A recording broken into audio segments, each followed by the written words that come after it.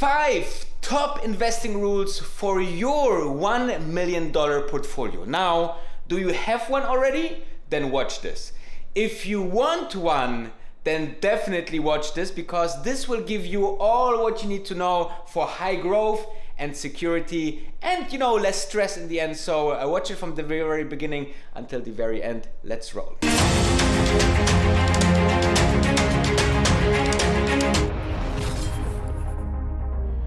Rule number 1, let's start with the most important one directly in the very beginning, okay? Long term. Because first of all, you need to understand that nobody can foresee the future, but it's very, very more likely that you know where things are going, right? So if you're seeing that Tesla is growing and growing, then you know that electric vehicles and battery tech will be the future, at least for the next 5 to 10 years. So if you are knowing this and having a long-term perspective that reaches at least 5 to 10 years, you can be very, very relaxed, right? I mean, stimulus coming or not, you don't care about this short-term volatility. Is the election coming and who wins? You don't care, because long-term the market shows that the market goes further up, right? Then all of this slow and just this volatility on the market, you just don't care about the short-term things, okay? And this is, I think, so important, guys. And this is not my idea or my genius thought. It's basically, if you're looking into those people that are top 3 or top 4 richest persons in the world, they all think long-term, guys, okay? Jeff Bezos, Warren Buffett, Elon Musk, all of these people are thinking long-term. They don't think, okay, let's do something that will change the world next year, because it's unbelievable important to understand how the world will look like in 10 years. And if you have this thinking, guys, then you can be super, super, super successful, okay? If you know which technology, industry, companies can change the world in 10 years, then you can buy for very, very cheap today. And even though there will be many, many people that will not understand how you think and will say, you might switch this strategy, but it's just because they don't make money short term, okay? That's just 99% of all the people out there short term day trading don't make money, they're losing money, and therefore it's just such a proven strategy to go long term, to think long term, to eat long term, do everything long term.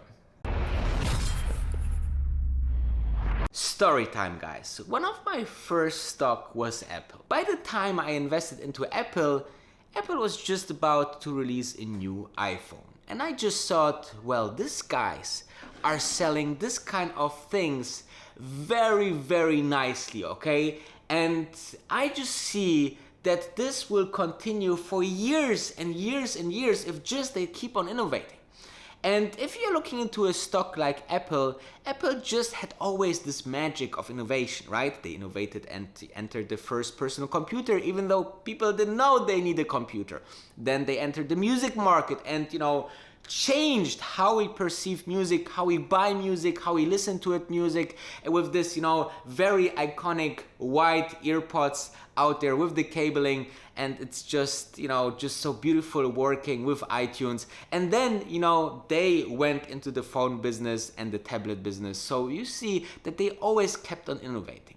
Innovation is very, very important for companies. If they don't innovate, then something happened, something very bad. Actually, you can see that with Kodak. Kodak is almost, if they didn't get this one apparently big loan from the government to help in the health crisis, they would be really, really screwed. And therefore, you need to understand that even though companies might invent something new, it's not the right reason that they can push also the innovation. I rather look into companies that, directly have everything invested into the innovation than companies like, for example, Blockbuster changing into the streaming game, which they haven't. And therefore, you see that Blockbuster just went away. They pulverized, basically, okay? So same happened with Kodak. You have all of this crazy big companies like IBM, right, was the #1 computer selling company, and then an upstart like Apple came and, just took it all away. So it's so important, guys, if you invest into the company, not only look into the major product, but also into the innovative next product and how they come there, how they can finance it, how, far and how much behind there are into the next innovation already, because if they don't innovate, they will just die. If you are giving your money to a company, then mainly you are investing into a team. Now, this means the following. If you are looking into companies, make sure as more experience, as more dynamic, as more, founders thinking and founders DNA in the company, the better for you. Because this team is finally deciding what they will do with your money. You are giving them your money in exchange to part of the company. And therefore, it's very, very important, guys, how you choose the team that should do that for you. You would give, I don't know, $5,000, $10,000, or even $1 million to someone that you are not sure what they are doing. I mean, you need to be crazy if you're doing this, okay? And therefore, with every investment, it's important to understand the team. Do you rather want that, your banker is managing your money, or you would rather that Jeff Bezos or Elon Musk is managing your money? And I think the answer here is very clear. And this is the thinking that you should take with you if you're looking in every single investment out there, okay? You want to invest in a company, make sure to study the management. And start at the very top, okay? Who is the chairman?